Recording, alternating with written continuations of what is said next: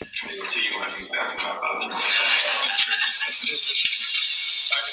down to your right?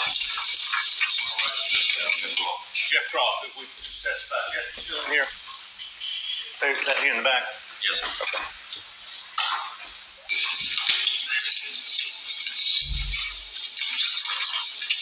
What time is this? It indicates 9:50.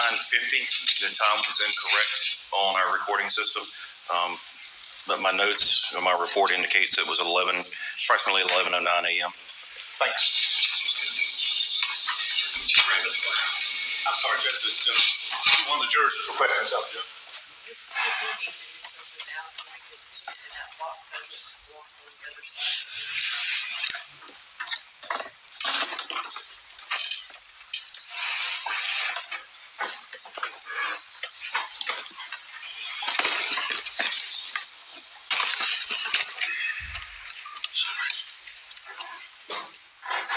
Thank you.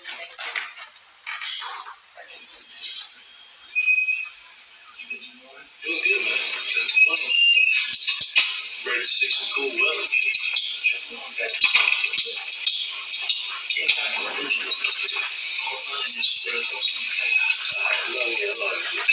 Probably me too. Great, if I can stop for 1 second. To the left of Mr. Murdaugh, I know we've got an inset smaller, but to the left of Mr. Alex Murdaugh, the defendant, is that Corey Fleming? Yes, it is. Thank you. It was brutal at my house last week. Air conditioning went out. Oh, goodness gracious. Lord, you spell your name with 2 M's or 1 M?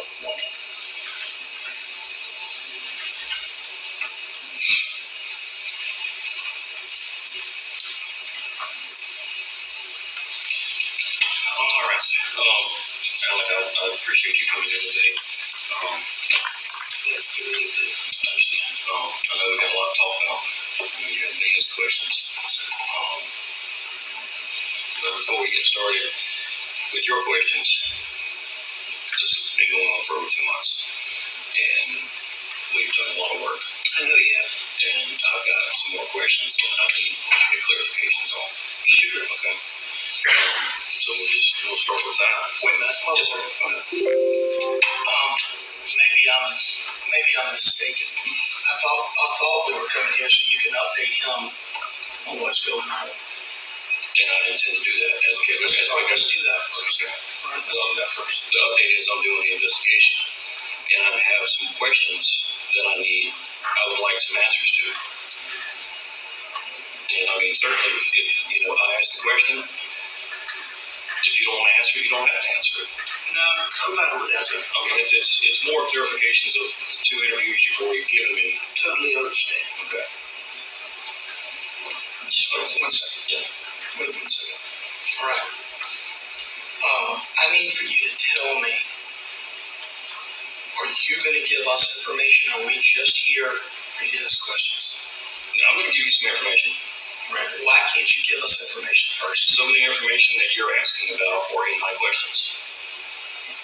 And as we go through, you'll see. Okay. I don't mind. I know you don't. But I can't. I mean, I'm a friend, but I'm also a lawyer, and I like to know what we do. I like to understand what we're talking about.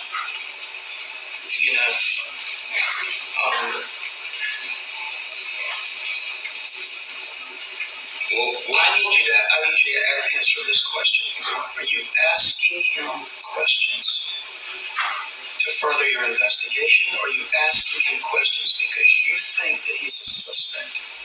I need a straight answer. I am asking these questions to further my investigation. Right. Does that mean that you're not asking him these questions as a suspect?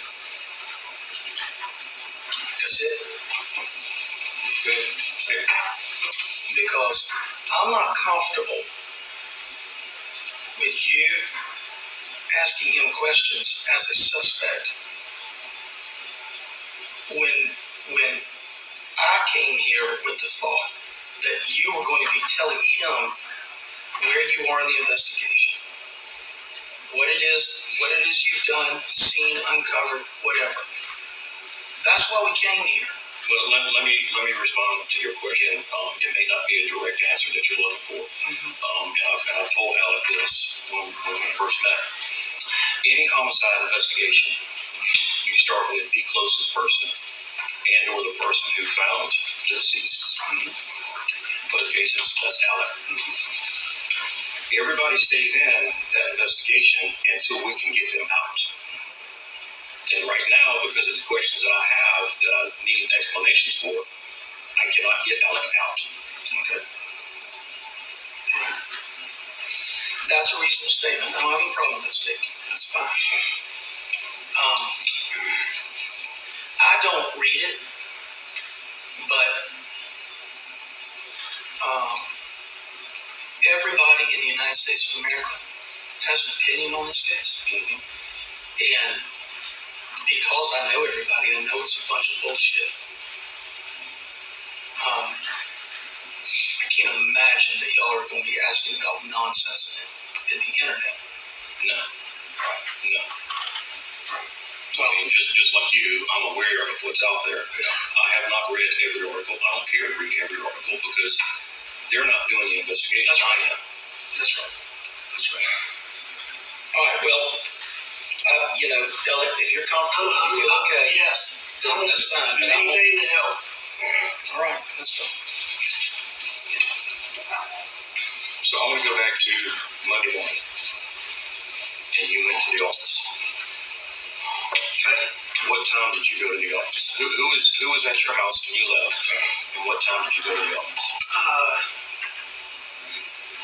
We had been to a ball game that weekend. I don't remember exactly what time. It would have been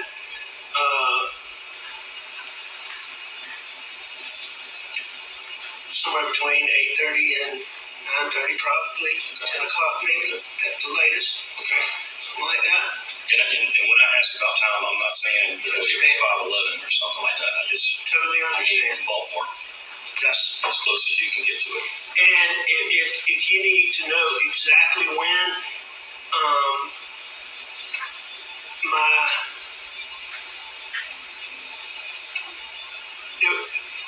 there would be a keypad that will tell when exactly I went in my office that I can get for you. Okay.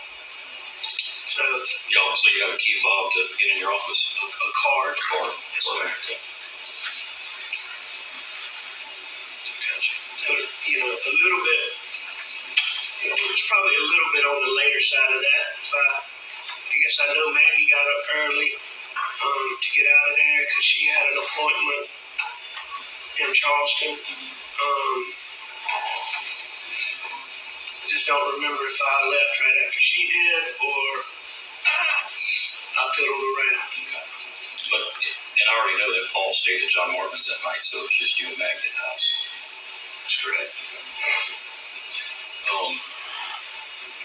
And I know when you were at the office, you were working on motions, and some of those motions you dealt with were for Paul's, the boat accident, or the boat case.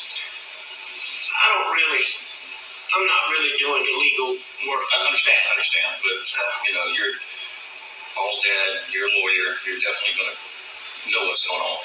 Yeah. So what were those motions? Did it deal with Parker's, or was it the actual boat accident, or?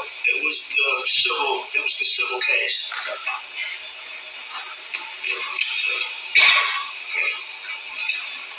What time did you leave and get home?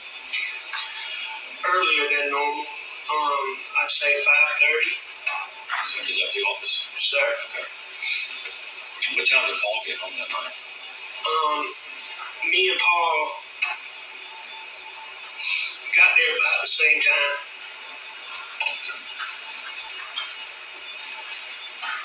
Maybe he was a little bit later than me, or maybe a little bit earlier than me, but it was close to the same time.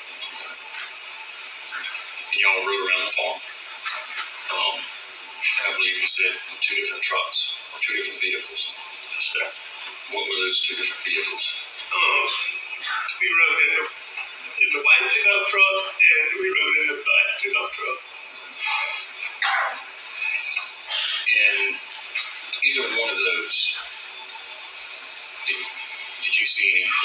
So take your time. It's okay. Did you see any rifles or shotguns? I don't remember seeing any that day, no. We did have pistols. Yeah, because I know you said you went target practicing. Well, not really target practice, just shooting. Yeah. We rode around for a couple hours, just looked at everything. All the stuff Paul did on the farm. And, we just spent, time together.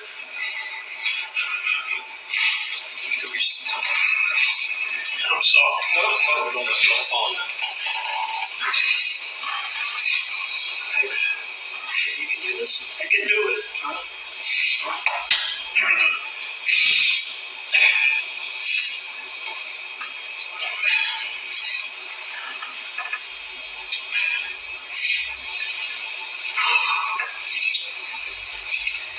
We started out going to look at the sunflowers because we was worried about the sunflowers. And that was the first thing we looked at. And we just rode. We just rode and looked at it. I mean, we hadn't done it in a while. We just rode, talked. And rode, talked. What you talk about? Everything, just one of the main things, he'd been having trouble, his feet had swelled up, and we were worried about blood pressure and stress on him, and I mean, he handled all this stuff so amazingly, but I mean, we were just so worried about it. But I mean, we talked about that, we talked about the farm, we just talked about everything. Has Paul been seeing a doctor for his feet? No, sir. You're not trying to get him to go? Trying to get him to go. He was resistant. Yeah, he had been resistant, but much less so after his feet swelled up. I mean, he'd been having all kind of little problems, but much less after his feet swelled up. Because as parents, I'm sure you and Maggie stayed on him about how did he respond to you? To going out, No, going to the doctor. he did. When y'all talk about it. He's very resistant. Very, very resistant. I mean, we talked to him about seeing a doctor, about stresses of everything with the boat wreck. He didn't think he needed to do that. I mean, we tried to watch him really closely. But he was resistant. What time did Maggie get that call that night? Later,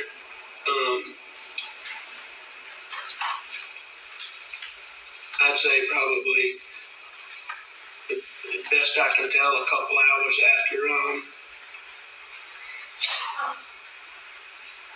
after us, after we got there. When you and Paul returned back to the house, was Maggie there? I can't remember if Maggie came by the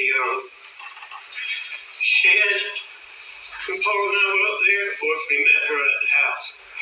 But, it's not unusual for her, if we're messing around, for her to swing through up there. Mm-hmm.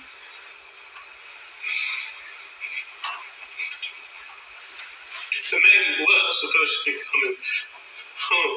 I since found out she was worried about me, and me worried about my dad. And so she came home. So at that point in the interview, she said, did he tell you she came home because she was worried about his dad? Yes. Basis for the objection. Leading, he just repeating what the jury just heard on the video. Yes, sir. God, I can play it and come back and ask him to clarify that. That's all. Go ahead, please.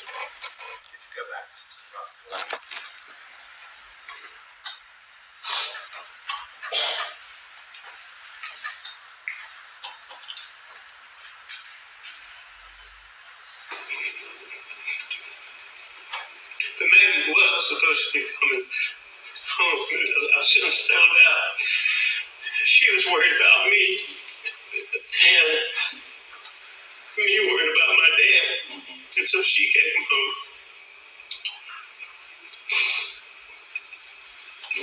Where was she going to stay then? At Edison. We were having work done down there. And I wasn't 100%, but it's pretty well she was going to stay at Edison. So I kind of surprised her that she came back. And that didn't totally surprise me. She'd let me know earlier that she was coming home. But then I found out later why she came home. She was concerned for you. Sir. What time did y'all sit down and eat dinner? Not too long after that. Blanc had made dinner. And so the three of us ate dinner together. What was the conversation around the dinner table? No. Regular stuff. I mean, I can't tell you exactly, but How was Maggie's appointment in Charleston that day? I think it had gone good. We didn't really get a chance to talk about it in detail. She'd been having a couple little medical issues. I can't even remember which one. It wasn't anything huge. I can't remember exactly which one she went for.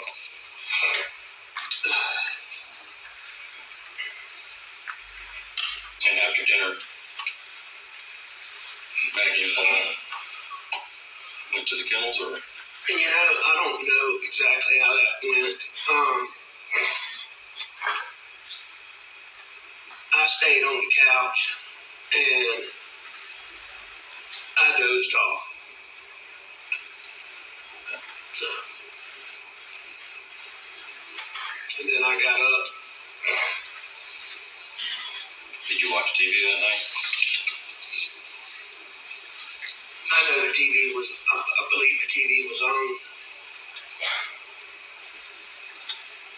But I wasn't watching it,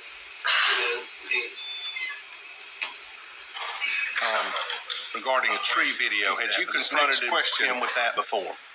No, sir, I had not. Okay, please go ahead. There is a video on Paul's phone of you and him on the farm that night, and you were in khaki pants and a dress shirt. You were playing with a tree. I don't remember playing with a tree. Yeah, I guess there was a tree sapling or something that had fallen over or bending over, and you were trying to get it to stand up. But I mean, the question in that is, when I met you that night, you were in shorts and a t-shirt. At what point in that evening did you change clothes? I'm not sure. It would have been Before dinner or after dinner? No, it would have been. What time of day was that? I would have thought I'd already changed. That picture was? Yes, sir. Go ahead. I was Is he kinda asking you because now it's what time close. But I want to say it looks to be about dusk. So that would have been 7:30, 8 o'clock. I guess I changed when I got back to the house.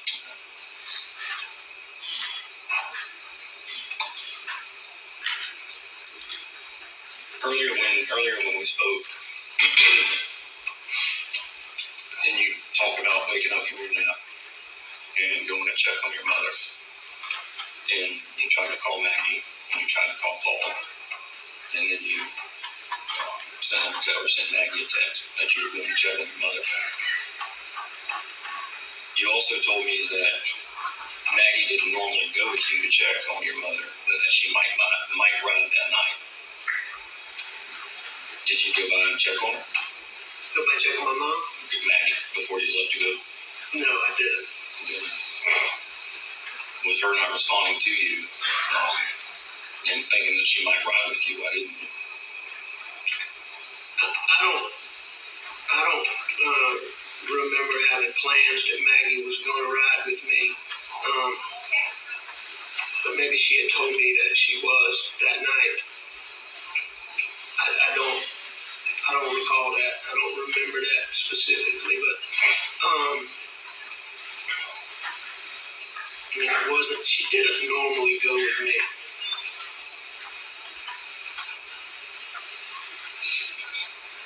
I mean, it's not like we had plans that she was going to ride with me, but she was going.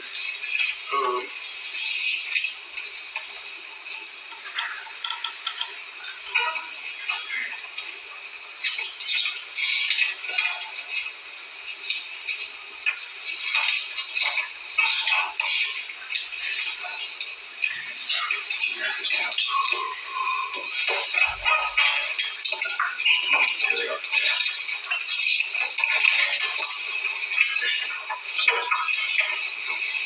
These are just maps I pulled off of Google. Okay.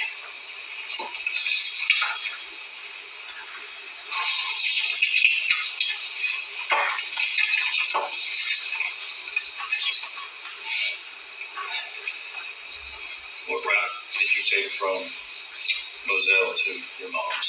I would have gone to the right on Moselle Road, 63, into Barnville, turn left on the road, right before 278, 601, and then in front of the school, turn right. That's how I believe I would.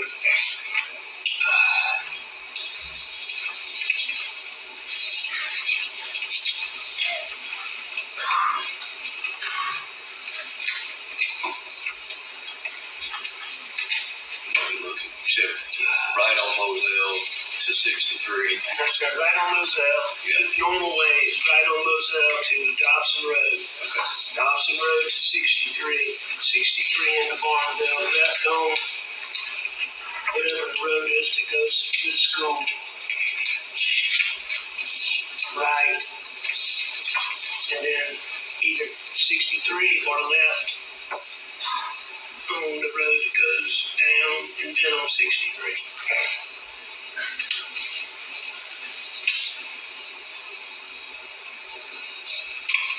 How often did you go visit your mother during that time? I mean, it wasn't infrequent.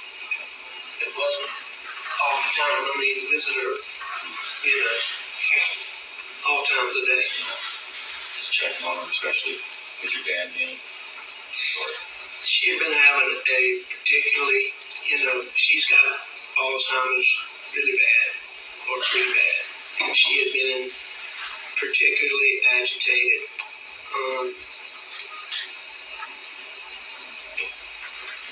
With him not being there, and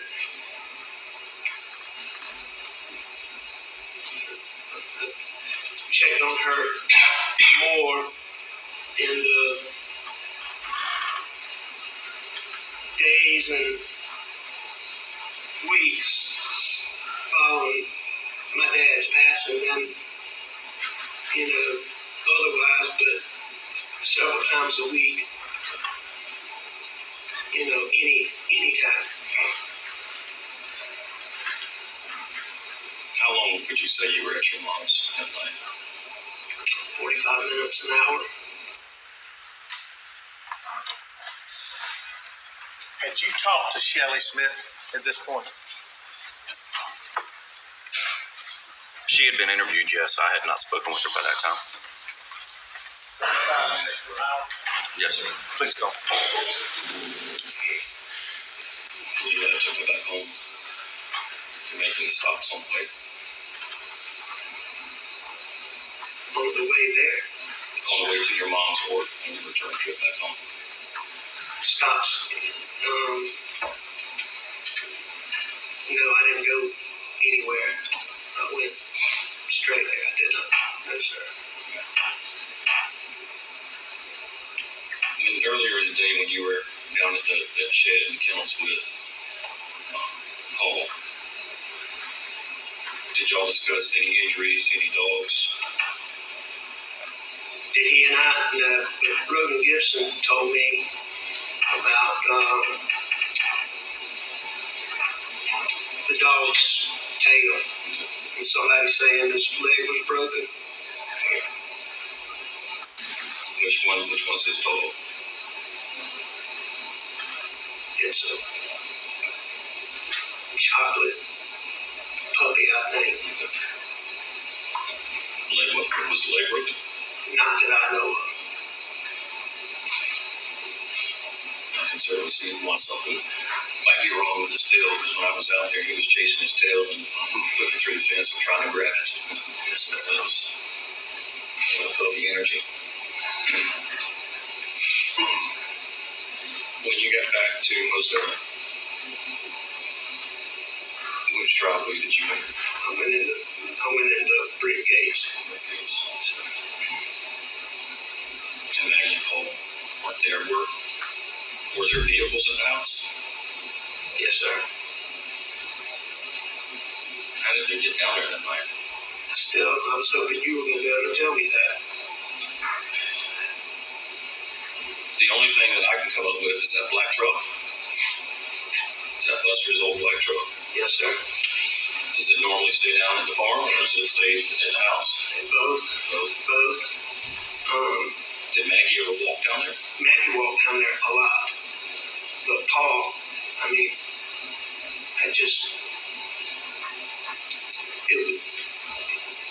if you showed me some proof that Paul walked down there that night, I would be surprised. Absolutely surprised. Well, thinking about Paul's health concerns, do you think Maggie could have gotten him to walk that night? Say, come on, let's walk with me this one time. It's possible, but again, that would be highly, highly unusual. He would have talked her in the ride.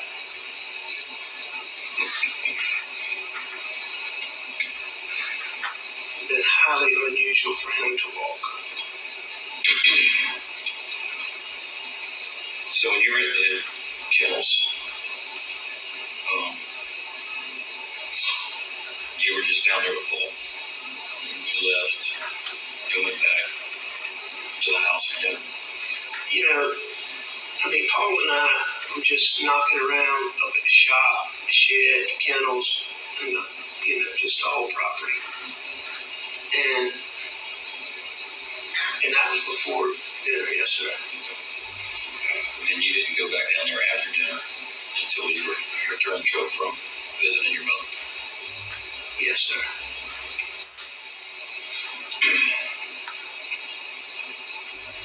I've got information that Paul was on the phone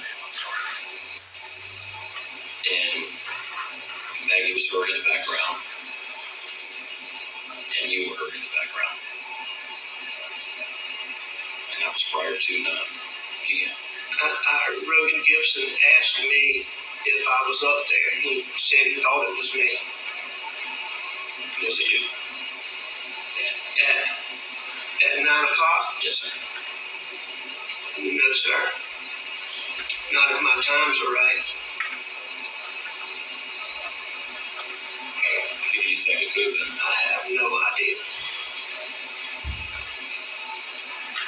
And Rogan's been around your family for pretty much all his life. Oh, absolutely. And he recognizes your voice, and you have a distinct voice.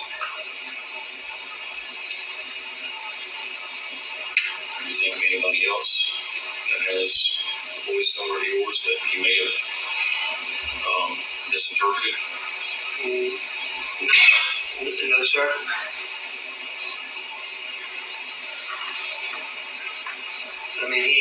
He had told me that he thought I was up there. Did that surprise you? Yes, sir.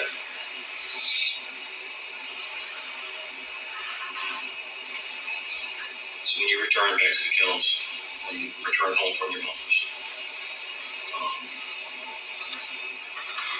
where were the dogs? They were like they were when, as long as I didn't put dogs up. Okay. So they weren't running loose. however they were. Okay. At one point in the 911 call, you say here, like you're talking to somebody else or something else. I I say here. Here, yes, sir.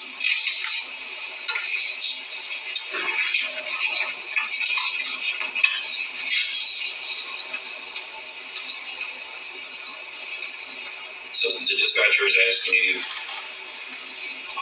if they're breathing, and you said no. And she asked did you see anyone else in the area, and you said no. She asked about guns near them, and you said no. And then you kind of stutter and start moving around, and you said here.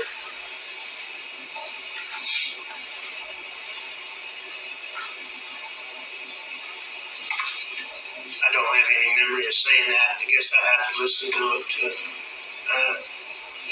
but I don't recall a dog being out. I'm certain that there was not a dog out.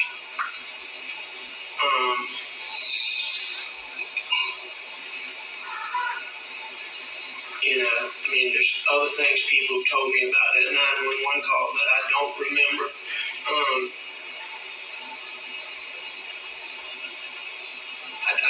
I don't know here. Like I was calling a dog. Calling a dog, talking to somebody else, I don't know. That's what I'm asking. Sir, and there obviously was nobody else out there. And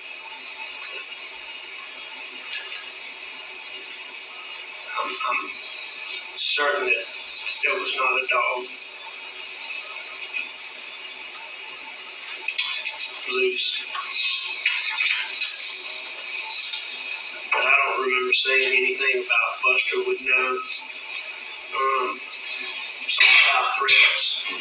I was asked about that later. If I had information about, or if Buster had information about threats that I said he would know.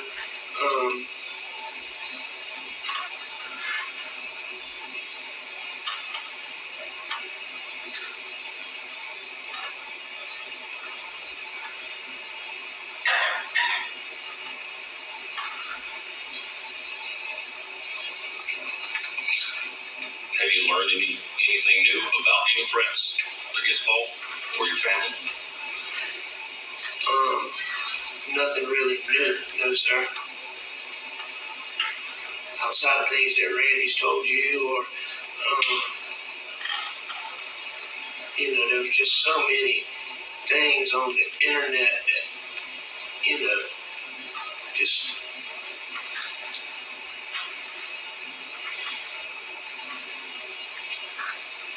but nothing new, no sir.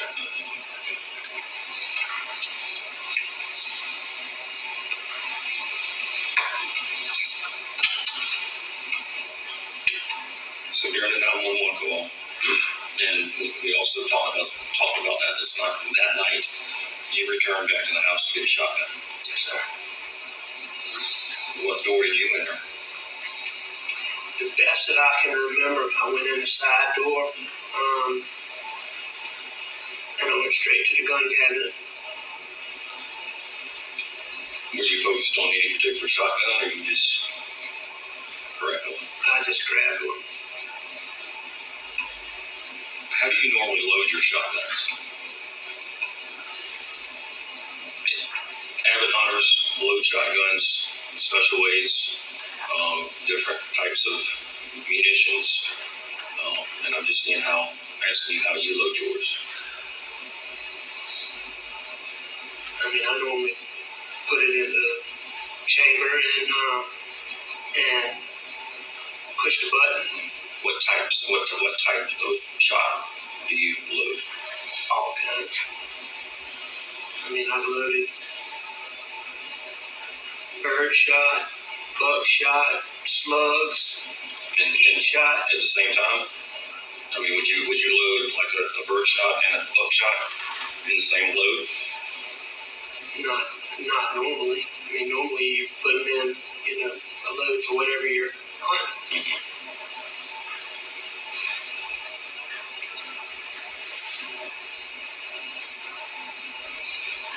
The reason I'm asking about that,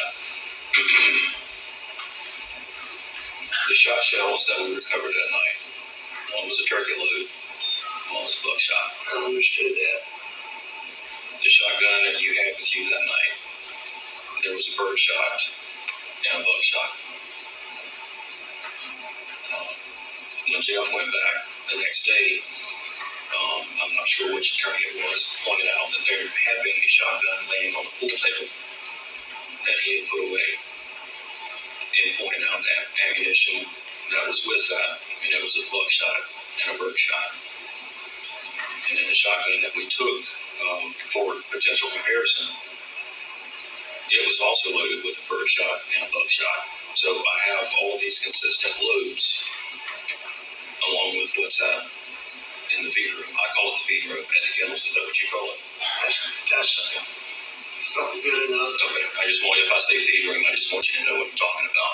The night I grabbed the shells that I could get my hands on, I don't, I had no idea exactly what I had. Okay.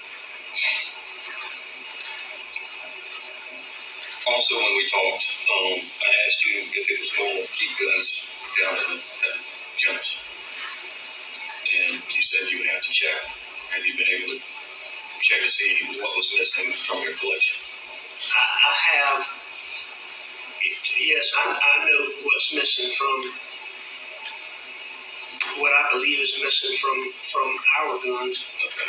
And what are those? There's 3 guns that I think are missing. Okay. And what kind of guns are those? It would be a Benelli shotgun, a Browning shotgun, and a pump shotgun. The Benelli and the Browning, are they pump or autos? The Benelli and the Browning are automatic. And the pump shotgun, what brand is that? I believe it's a Remington, but I'm not positive. Are they like standard brown and black, all black, or camo? The Benelli is black. The Browning is camo, and the pump is camo. Would you have those serial numbers recorded anywhere? I don't have them recorded, but I'm sure. I don't know where the pump shotgun exactly came from, but I should be able to have the Benelli and the Browning. Okay. Because we don't know if they're stolen or where they are. So I really can't get them entered into NCIC. Go ahead. But I could alert the ATF to where if that gun is run, that there would be an alert on it, and it would get me at least back to the gun and the person that may have had it. Absolutely. So if we can work on that and get those as soon as possible. Absolutely. We said Benelli's black, Browning is camo, and the pump is camo. Yes, sir. Okay. The Browning is a brown camo, and the pump is a green camo. And, I understand also that a 300 was used that night. And I know there's been some, I understand John Bedingfield said he only had 2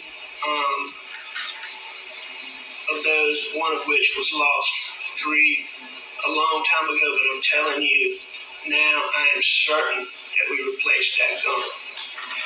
All right? Actually, John knows that he sold Maggie a 3rd gun. Okay. And the story was that she was supposed to let you know that she paid for it for you to go sign the paperwork. And that never occurred. Okay. So that's why there wasn't a number? Okay. Well, he has the number. He just doesn't have a final sale on the ATF paperwork. Okay. That was replacing the one that Paul lost, yes. That's correct. And both of those 300s, those serial numbers are with the ATF and flagged in the system. So when they pop up, it'll get me to those. And that's, we talked about the shot shells. So the cartridge casings were 300 blackout cartridge casings that were found by Maggie. They were also cartridge casings found by your house, by the side door to the gun room, and at the shooting range. And the ones by the house and some of the ones found at the shoot range are confirmed matches to the ones found by Maggie. Okay. So, which gets another concern. I've got the same load as the shot shells in multiple guns and 300 blackout that match ones found on your property. So you now believe that those guns, that Paul's guns were used? Yes, Okay. and missing. And I understand that somebody had seen that gun recently, but, you know, and I'd asked Buster about it. I believe that that gun has been gone since back before Christmas. Nolan recalls Paul's first 300 going missing around Halloween at a party in Hampton. Halloween of 2020? When did y'all? No, because that was No. It was years. Yeah, it was whatever Christmas he got it. So it was 17. Christmas is 17. So it was the Halloween after in 18 is when Nolan believes it was taken out of Paul's truck. There's it would take me a while to find those notes, but Mark Williams or Matt Williams is a family friend. I may have the name wrong, but there was hundreds of people at this Halloween party. Nolan says the adults were there, kids were there, and Nolan knows that the gun was in Paul's truck when they got to the party, and when they went to leave the party, it was gone. So that's the timeline on when that gun goes missing. Okay. I knew it had been a while. And I think in April of 19 is when April of 18. Christmas of 16, January 17 is when they did the work. Gotcha.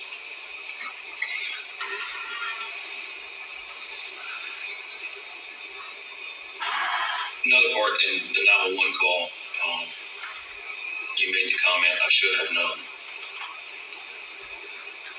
And the questioning that surrounded, the dispatcher's asking, is anybody else supposed to be at the house? And you said, no ma'am, please hurry. And she says, we're getting somebody out there to you. And your next comment was, I should have known. What are you referencing in that statement? I don't remember saying that, but I guess, all the threats and, and I had been convinced that this was something to do with boat wreck and, all of that.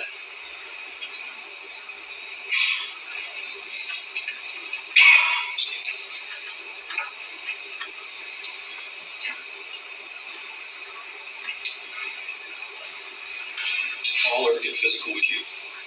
Did you ever get into a heated argument and get physical? One time, a little bit where he wouldn't listen to me. Did you ever get physical with him? No, sir. How about Maggie? Did Paul get physical with Maggie? No. So she probably wanted to at times. I'm sure she wanted to with all of us. Yeah.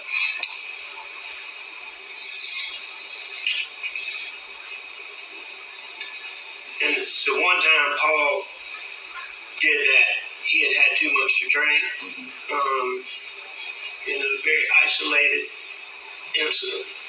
Where was that? Was that at Moselle or at a stove? That was at Moselle. So that was pretty recent. No, sir. It had been a while.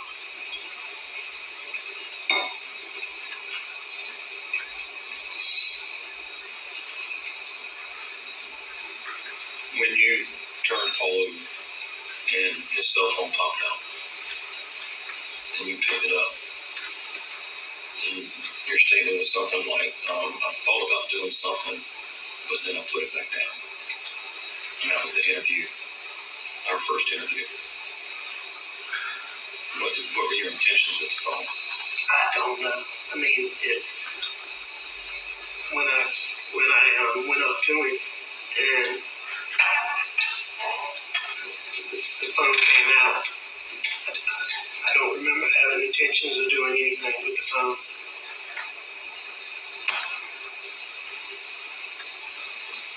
You say when I went up to him, the phone came out. Yes.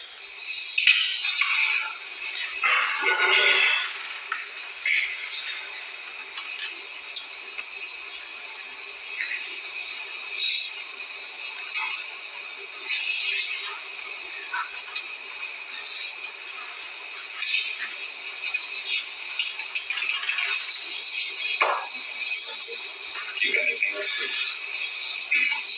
Going back when y'all ate dinner together after Miss Maggie got home and you and Paul got back from riding around. So, Can you estimate about how long y'all would have been at the dinner table or ate at the dinner table? I mean, it wasn't any long drawn out dinner, you know, just, I mean, just a guess. You said there was conversation at the dinner table, but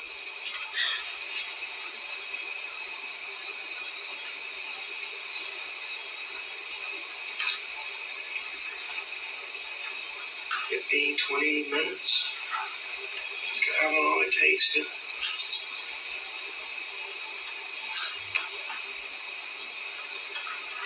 Best guess. okay.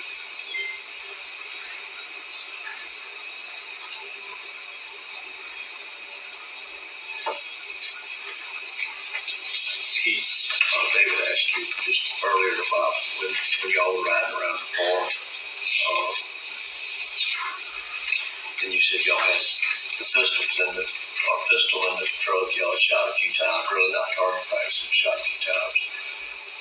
You said that you had, on that day, you didn't see any long guns, rifles, or shotguns in the vehicle. Prior to that, how long prior to that do you recall seeing guns or any guns in that vehicle? I mean, Paul always had guns, Okay. so,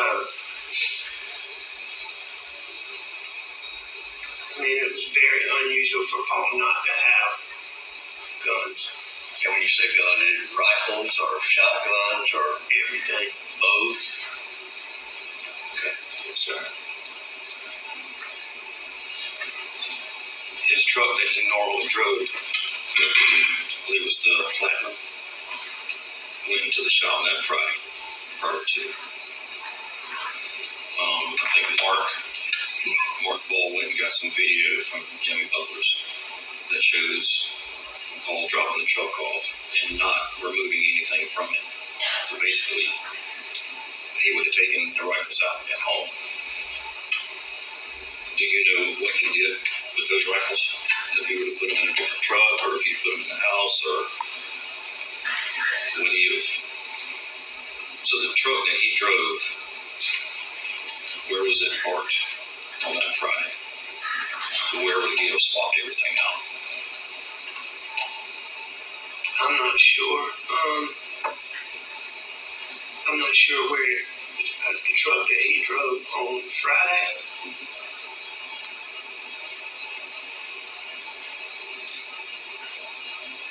What truck did he swap out from? I think when he went to Charleston, Dale said that he helped hook up the boat to one of the white Fords. And I know one's a gas and one's a diesel.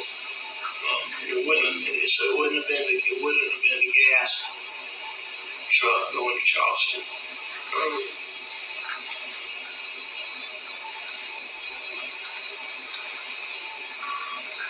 I'm not sure. So this occurred the Friday before everything happened. Yes, sir.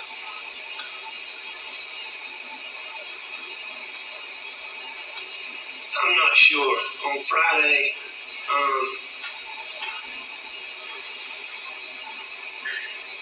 I had gone to stay in the hospital my dad. I don't believe that I saw Paul.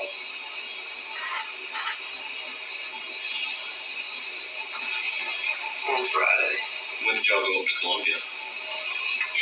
on Saturday. Why didn't Paul go with y'all? You know, I mean, Paul, he didn't. I mean, he liked to go to sports when there was a crowd, but that wasn't his thing to go. Is that always how it's always been, or because of the boat incident? No, I mean, he wasn't into ball as much.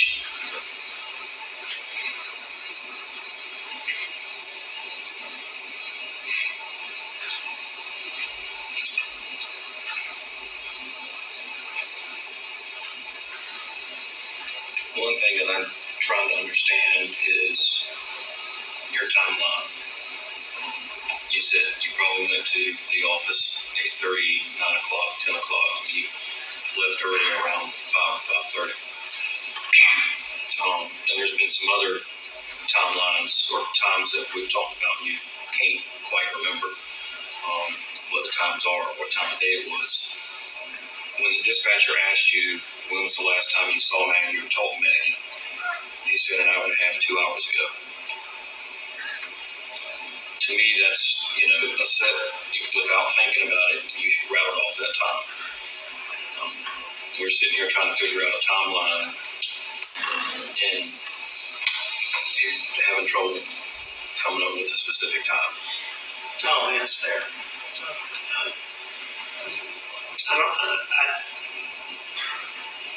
Tell me again what I said to the dispatcher.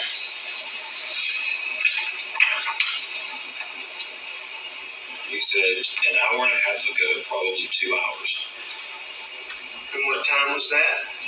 That was when you were on the phone, and the 911 call was made at 10:06.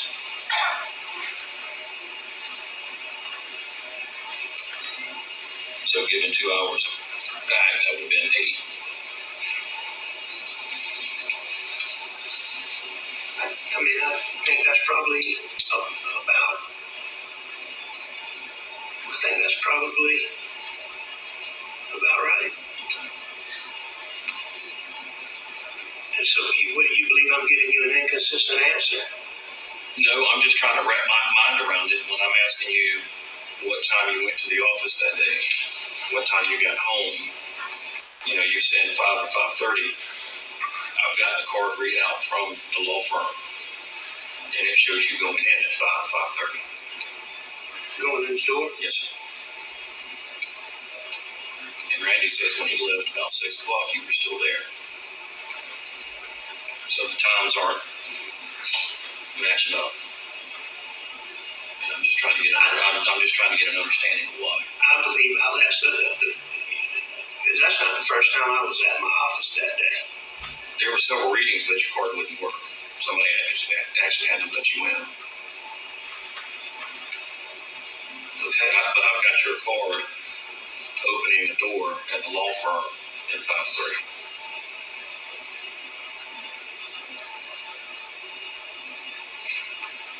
And then Randy saying when he left at 6, you were still there.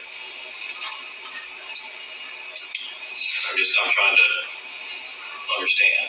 I left the office earlier than I normally do. What's your normal time to leave? I mean, it's not unusual for me to be there till dark. I try to get home when Maggie's home, before dark. She don't like staying out here by herself in the dark. That's right. So,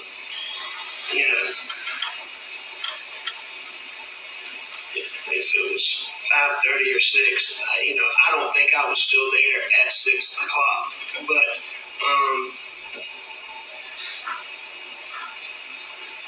if I was, it wasn't long after that. So, I went straight home. So, my car, have y'all been able to get Chevrolet get to download my, We're still working on that. okay. It's a long process. Well, I mean,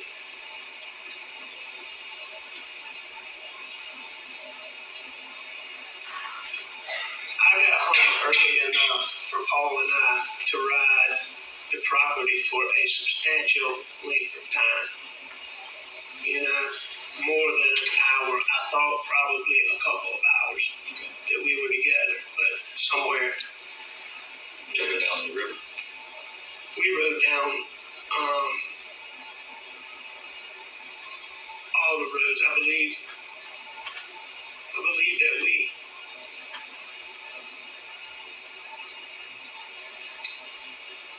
rode all over. We rode all over.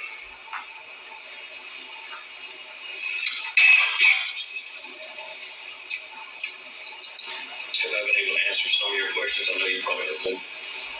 But with my questionings, trying to get some things cleared up, have I given you some answers? Well, I mean, I do know more than I did, for sure. So, yes, I mean, some of those questions have certainly, yes, sir, been answered. What other questions do you have that?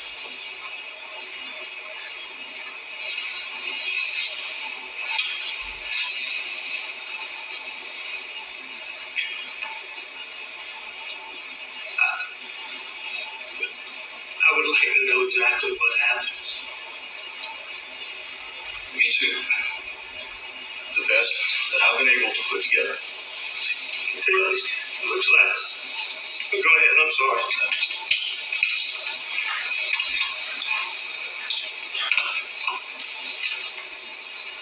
I believe Paul was shot first. For the simple fact of where he was located. How many times was he shot? Twice.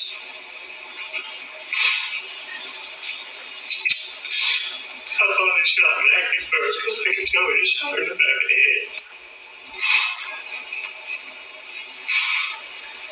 We may honestly never know who was first,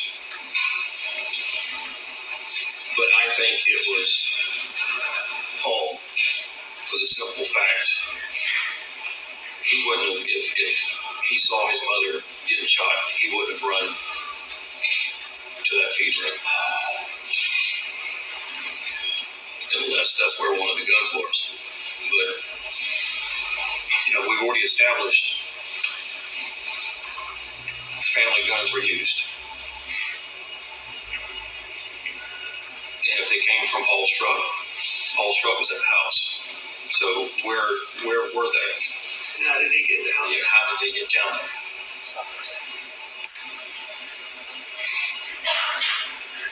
I mean, it's normal for y'all to leave your keys in the cars. However, if somebody showed up and did this, you're not going to take Paul's truck back to the house and leave the key in it. I mean, do you,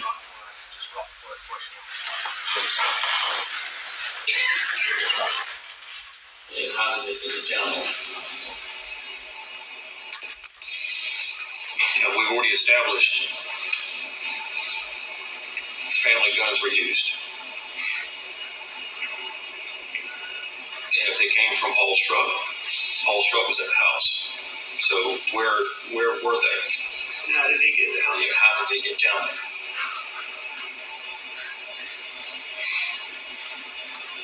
I mean, it's normal for y'all to leave your keys in the cars. However, if somebody showed up and did this, you're not going to take Paul's truck back to the house and leave the key in it. I mean, do you know that the guns were in the truck? I mean, could they have been somewhere else? They could have been somewhere else. I mean, he didn't have his normal truck.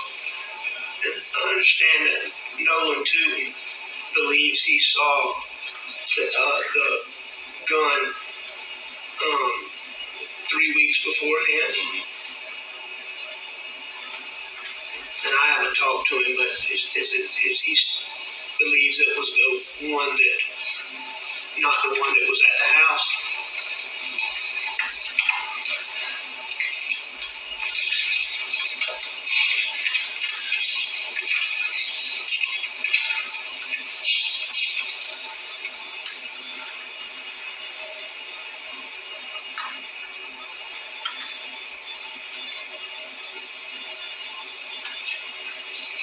I think it was a Benelli was his shotgun that he always kept, that Paul always kept with him.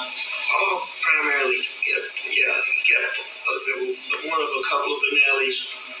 And it was a camo Benelli. It's the last one that Nolan saw. Okay. And HDD, some type of 7mm rifle. Yes, sir. Do you have that one at home? Yes, sir. That's what he saw? That's what he saw. I was told by somebody that Nolan saw a 300. He told me he had not seen a 300 since March after turkey season.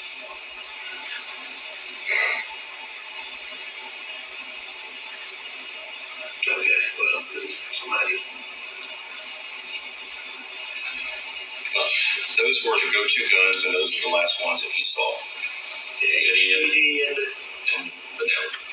He had not seen a 300 since March during turkey season.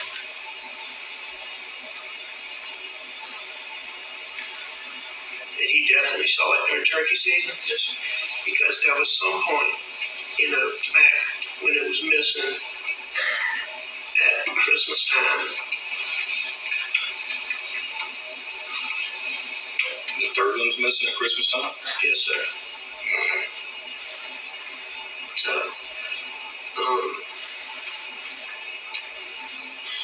anyway, if he saw it in March.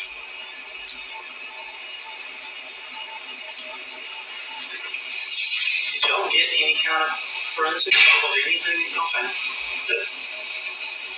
Just the rain and the... I mean, we got plenty of DNA from the scene, but it's Nolan's, it's Rogan's, it's Alex, it's Paul's, it's Maggie's, it's Buster's.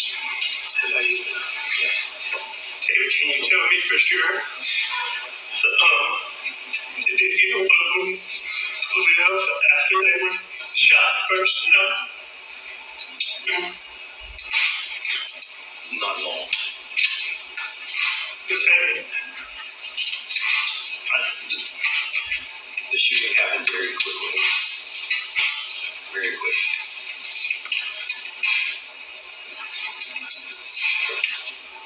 Is this one person, two persons, three persons?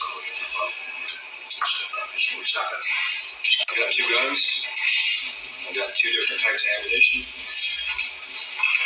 It's hard to say. It is hard to say.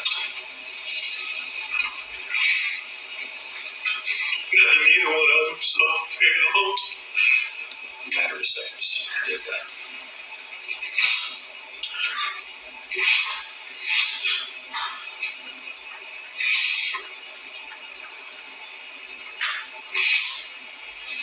Thank you.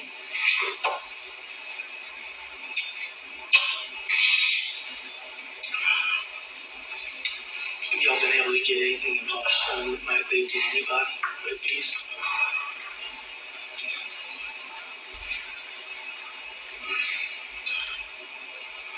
Let me ask you this question. Comes from Randy. I feel like I didn't talk to you about this, but it's okay. They got a lot of friends in the community. From the upper echelon to the lowest socioeconomic level. They think that they can ask people to keep ears out, loose lips, talking, that kind of stuff, but they don't want to reach out to anybody. Not police, unless y'all think it's okay. I'm not talking about paying people to do stuff, investigators. Well, I've talked to Randy about this as well. He posed that question to me. Right. I'm not going to ask anybody in the law firm or anybody in the family, hey, go out and see what you can find and report back to me. Sure. Because then it can be construed as they're working as an agent of the state. Sure. And I understand that completely. You don't even have to explain that. I understand. So, I told Randy, I said, I certainly can't stop you from going out. But I wouldn't ask them what they know in a report back to me, tell them to call me. Tell them to call the tip line we have still set up. Or if you hear somebody talking about it, encourage them to call. Or give me the name and I'll go call. I hear what you're saying. So David, we don't have not anything substantive that really makes you think, hey, this is a good.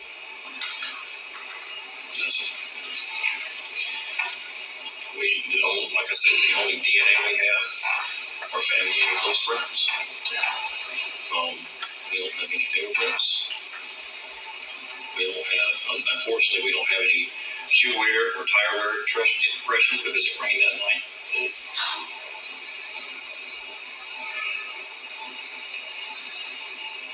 The only thing that we can go off of are the cell tower dumps, or the FBI was out and they were out on your property on Friday riding around trying to get some cell phone data.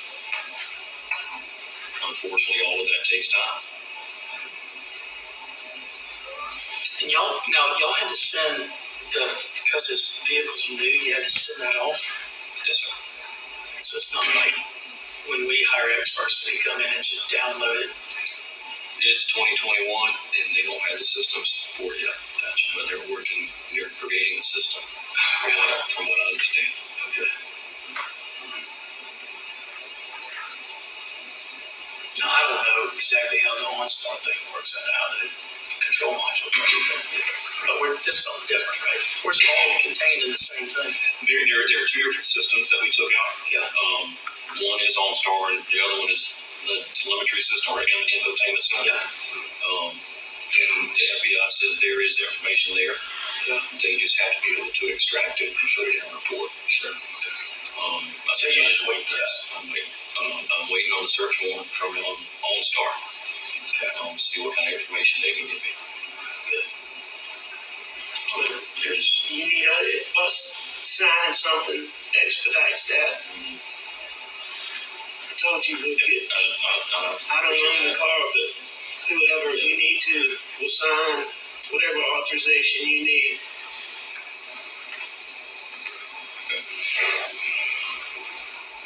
So you had said that, or maybe Jim told me or something about y'all were able to get impulse them just with a search warrant. We have a what they call a partial download. Yeah. Because we don't have the passcode. Sure. We can't do a full extraction. Do you think so? My thought was that I don't know who's required to authorize Apple to open it. Mm-hmm. I know there was that big thing where they weren't going to do it for whatever case. But I thought that if we, I think Maggie owned the phone. I think it was in her name. The account was in her name. Well, you have to have your own separate iCloud account for each phone. And we've done that for Maggie's, Paul's, and Alex. Okay. iCloud accounts. Yeah. To see if there's anything in there. Yeah. There was nothing in Paul's. I'm still waiting on Maggie's. Maggie did back hers up and stuff. I know that. Does that mean Paul didn't back his up? Probably.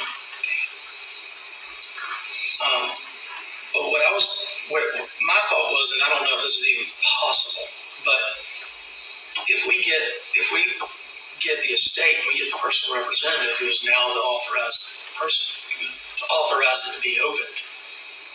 I mean, surrounded by 100 lawyers, we get a probate done like that, and I can have the powers of appointment done in 2 days, and we can authorize whatever it is you need to open. And that might be beneficial.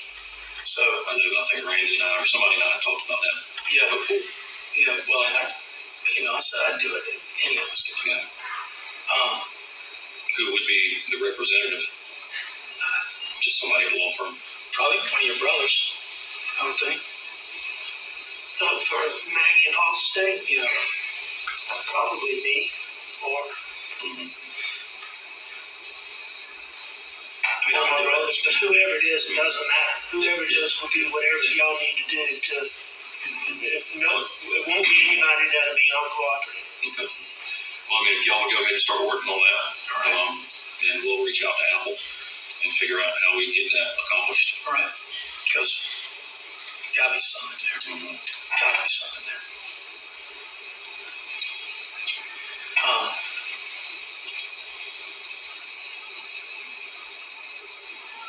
can't think of anything else. I mean, have y'all had to track down all the wackos on the internet? Or just only the ones that you think seem a little more, not the opportunity and the inclination, you know? There's been a few that I'm looking at. Yeah. But some of the information is just so far-fetched. I talked with one guy. He called in and says, well, I knew that Maggie's son bought a house right around the corner. I'm like, okay, well, no, they didn't. Yeah. That Maggie had left her husband some time ago and was going to move to Florida to be closer to her father because the mother was dead. And I'm like, okay, thank you, God.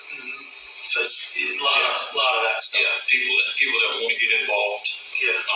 People that think they have some information. Especially the matter of death. They're all over the place. Well, I mean, y'all been taking a licking in the press about not disclosing stuff, but Jesus Christ, man. I don't have anything to disclose. Well, and why are you going to tell the bad guy what you got? Thank you. I mean, I just don't understand it. I mean, look. Nobody wants to know more than this man right here and this man right here. I know. Everybody else. I believe that. Everybody else is my ass. David, how far apart the time were the shot? Either one of them know the other one was dead or been shot? I think it's impossible to answer that question.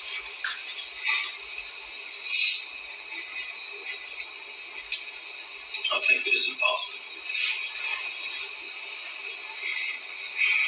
But you certain Paul was shot first?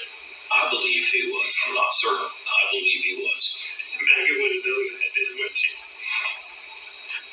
You don't know how soon afterwards she was shot? And it all depends on how many shooters are there. I mean, if we're looking at two shooters, it could have happened at the same time.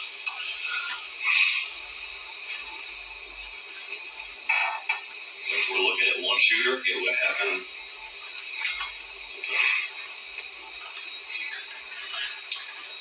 And I know you can't help but think about it, but don't beat yourself up over getting the answer. It's not going to do anything to you.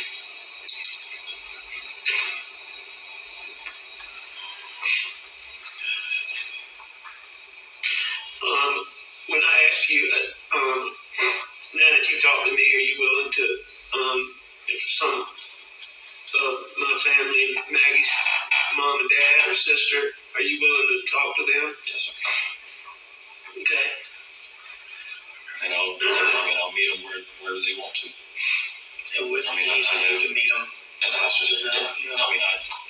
live in Charleston, so it's nothing for me to shoot up to Somerville and meet with the Brandsters.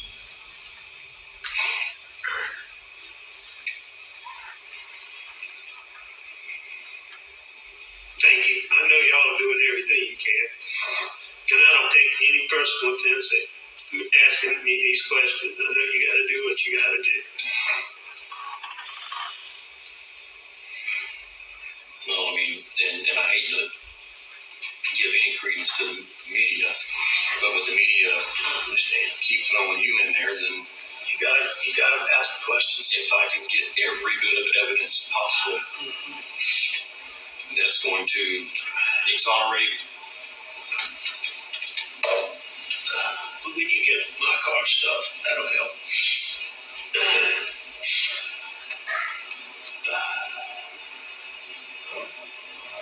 You said earlier Maggie didn't like staying out there by herself. Yes, sir. Was there any kind of, I know we asked you once before in one of the earlier interviews about cameras, and if y'all talk about doing any kind of camera system out there, stuff getting missing, Maggie talking about stuff getting missing. we're hearing that type of stuff, so. we never really had problems with stuff missing. But we still talked about getting, cameras and, doing all of that, but we just hadn't done it. We talked about it for a while. But not really any conversation about stuff up and walking away or getting missing between you and Maggie. Any conversations between me and Maggie about stuff? You and Maggie or you and Paul, either one about stuff that had been missing or had somebody came up and taken from the bar or from the house or anything like that. Only thing that I can remember being discussed missing was some drills and some Milwaukee tools. How long ago was that?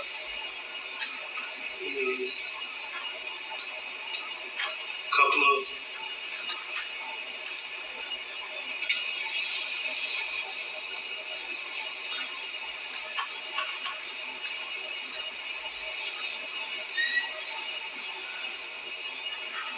it was since CD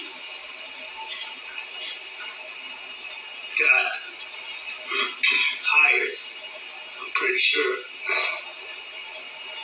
Because that was one of the things Paul, when he was looking for him, was going to ask CB. And I'd had a boy working out there for just a short period named Matt Luce.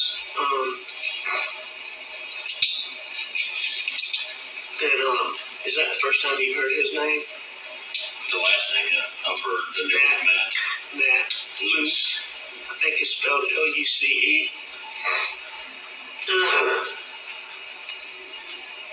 And he basically did what CB does now. No, Or something. he came in and was, just trying to, because I didn't have anybody working out there, just to kind of keep things from getting totally out of control. He came in and, he does that for another friend, works with another friend, and he's just kind of coming in to help me, probably,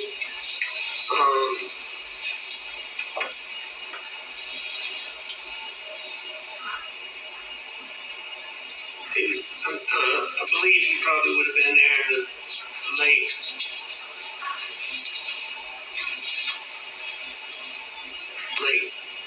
fall, probably, I'm guessing. Is he from Hampton or Walterboro? He's from Beaufort, I believe, originally, but he lives up in, he lives between Beaufort and, I'm trying to think of the name of the plantation that my friend Barrett Bowler has. That's who he works for. Barrett Bowler. Yeah, Junior.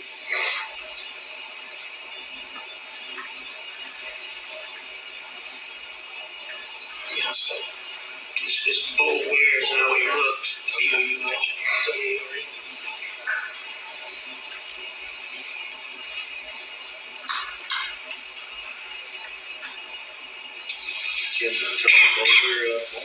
Yeah, Tom Bowler. Yes, sir. He was like one of my granddaddy's contemporaries. And now there's a Tom Bowler that's kind of just retired. And they are, I think that's they're kin, but not super close.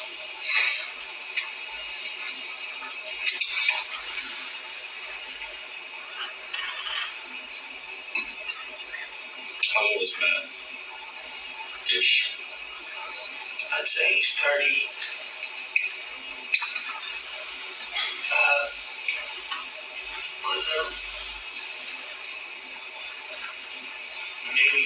Maybe.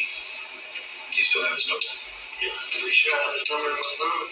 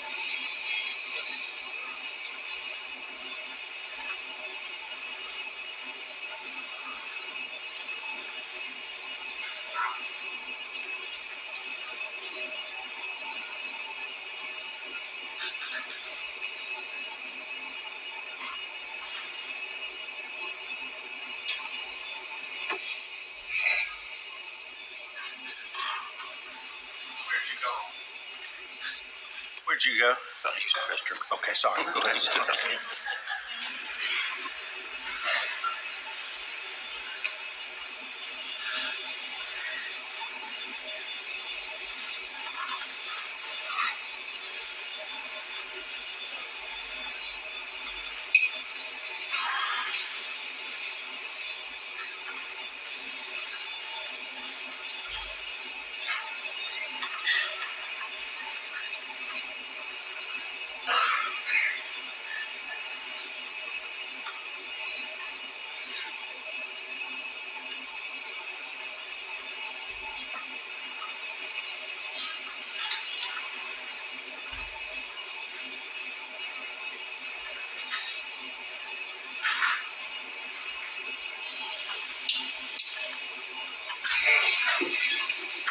Just text the guy to send it to me. Who'll have it?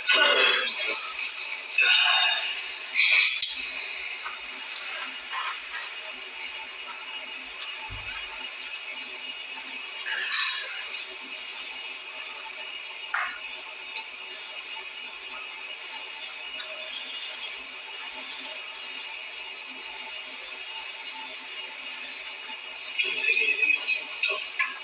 Ask questions about? No, man. Off the top of my head.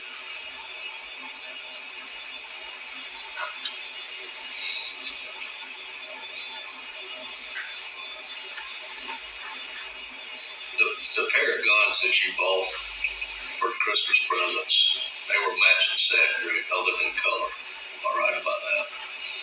Yes, sir. They were exactly the same. With thermal night vision and stuff like that.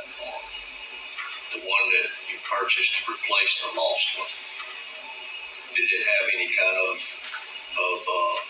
optics on it? Night vision scope, anything like that? It doesn't have a night vision scope.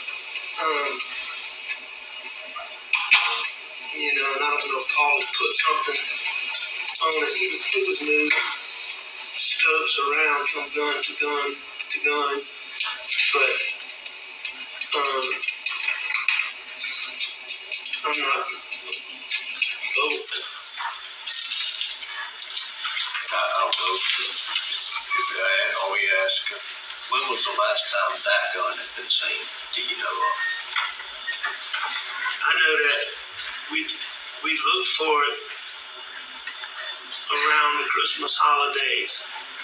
Or we went to get it around the Christmas holidays. I asked about it around the Christmas holidays. Of 20, this past Christmas Yes, sir. holidays? Okay. And that was the replacement, what I guess we call it. That's correct. Okay.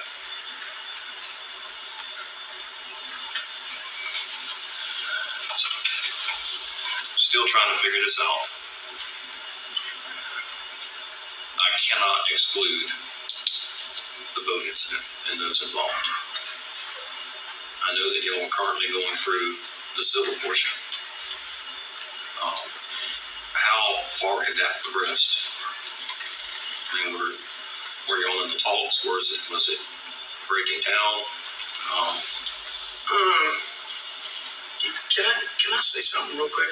I know nothing about the any of that stuff, and he's represented by lawyers in that case. Mm-hmm. I don't think I personally believe he shouldn't be talking about that unless the lawyers he's represented by participate. I don't think it's. I mean, I'm sure that they're happy to do that, Mm-hmm. but I don't think that that a person should be talking about a pending action like that without their lawyers knowing about it. And what, because I know nothing about it. I'm completely separated from it. I don't mind. You know, I have insurance companies hired lawyers, and then, you know, some of my partners are helping with that also. But you know, it's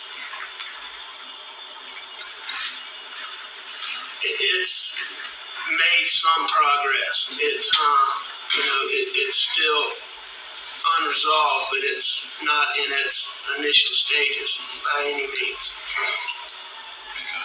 And what I'm getting at with this, you know, it's in progress. I just want to make sure that it's not make sure that word there. You know, did one party say this and y'all countered or something like that where the other people are pissed off, and now we have somebody out there with more motive because now they're thinking, you know, Paul's going to get away with this. And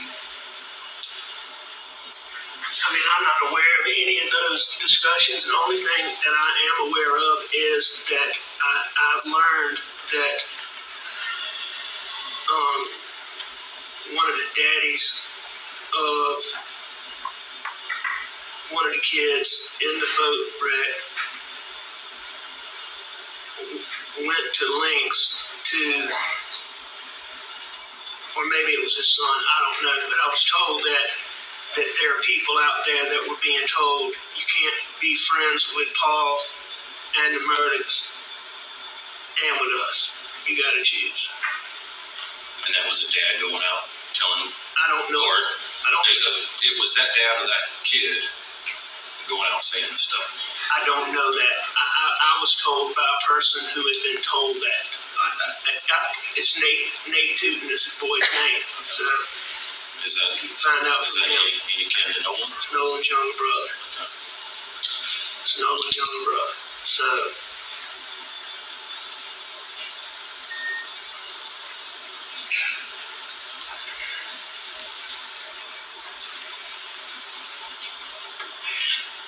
I'm gonna answer this if y'all mind. Buster and I have a deal. Buster? You probably don't get much service in here. Buster.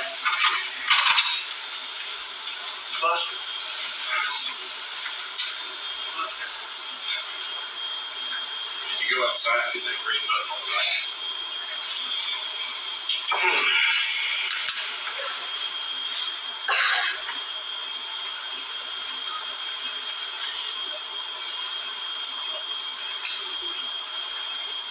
Apparently, they explain that.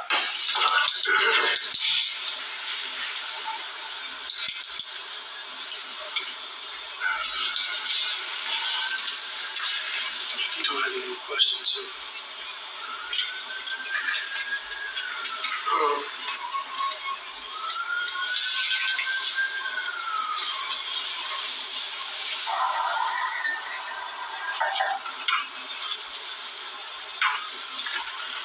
This is the Snapchat video that I'm talking about from Paul's phone.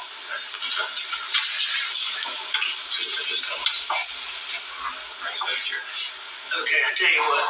Yeah, we were laughing about that because he's laughing because I'd gone to great lengths to try to, that tree got knocked over, and I'd gone to great lengths to try to get it to, you know, be upright. Okay. And, Was that night? Because the friends that we talked to said it was posted that night.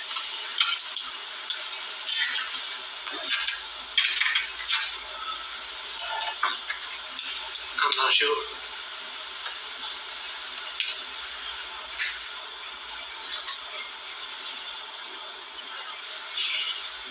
Somebody's phone on? Sorry? Somebody's phone on? No, it's somebody's phone I hear. Like somebody talking in the background. Okay. Like it was a call that had dropped or something.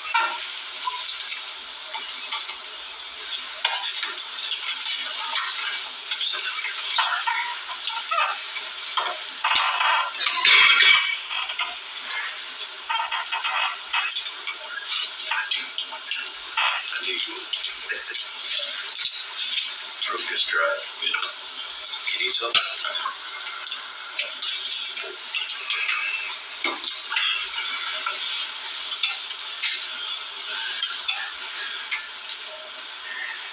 Anybody from the boat or their family that you've heard or know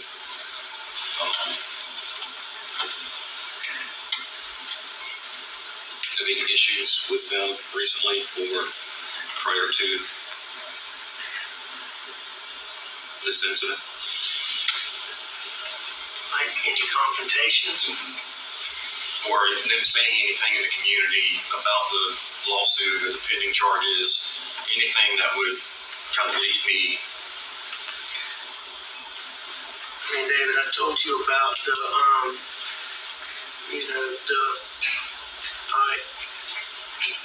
Kenya tree horn.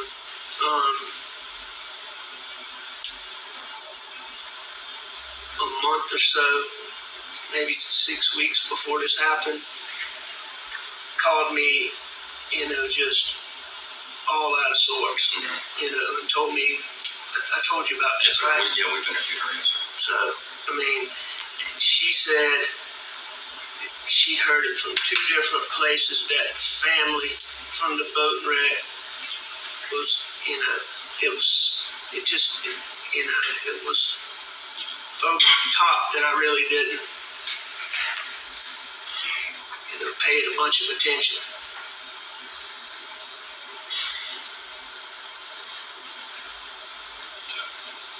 And I asked her about it. She said she didn't know who the people were, but she said that it was with a friend. It was at a friend's party. She knew who the friend was and would take y'all to the friend. So, has she talked to you about that? She's given us very little. Do you feel like she's being evasive?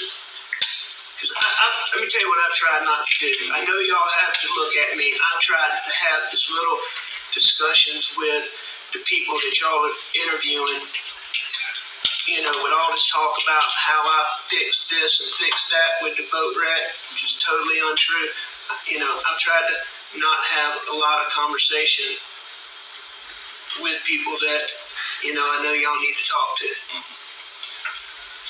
Well, the problem that I encounter, and I think everybody in law enforcement encounters in any investigation, people on the street talk and they run their mouth and they'll talk to friends and they'll talk to families and they'll talk to victims.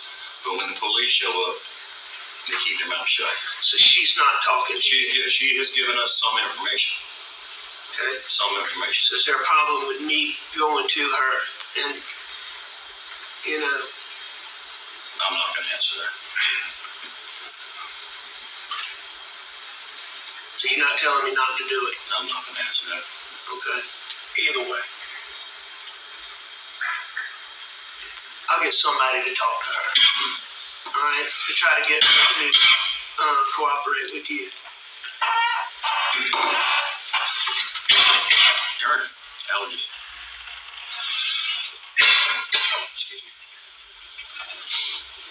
All right, do you have any more questions that I might be able to answer? And if you can't think of any now, reach out, call me. Oh, well, no. I mean, you answered a lot of things I had questions about, and I appreciate it. And I'll call the Brandstetters and see if they want to meet. Maybe get Marion up there at the same time so I can just meet with them all together. Does Marion, I know they live on Long Law, does Marion work? No, she doesn't work. And they're kind of between Wadmalaw and, they're residents of the state of Florida, but they're here as much as but they're in Greenville a lot right now. Yeah, because of the grandbaby. The baby, that's right. Okay. Thank you, man. Yeah. I just, a few more questions. Okay. Did you kill Maggie? No. Did I kill my wife? Yes, sir. No, David. know who did? No, I do not know who did. Did you kill Paul? No, I did not kill Paul. Do you know who did? No, sir, I do not know who did. Do you think I killed Maggie? I have to go where the evidence and the facts I take me. understand that. And you think I killed Paul? I have to go where the evidence and the facts take me, and I don't have anything that points to anybody else at this time. So does that mean that I am a suspect? You were still in, like I told Corey earlier, you were still in this.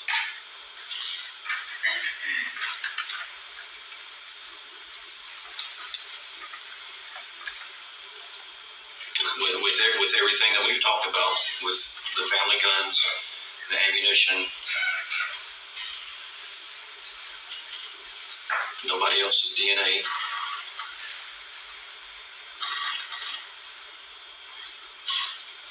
I put my beliefs aside and go with the facts. Put my beliefs aside and go with the facts. Put my beliefs aside and go with the facts.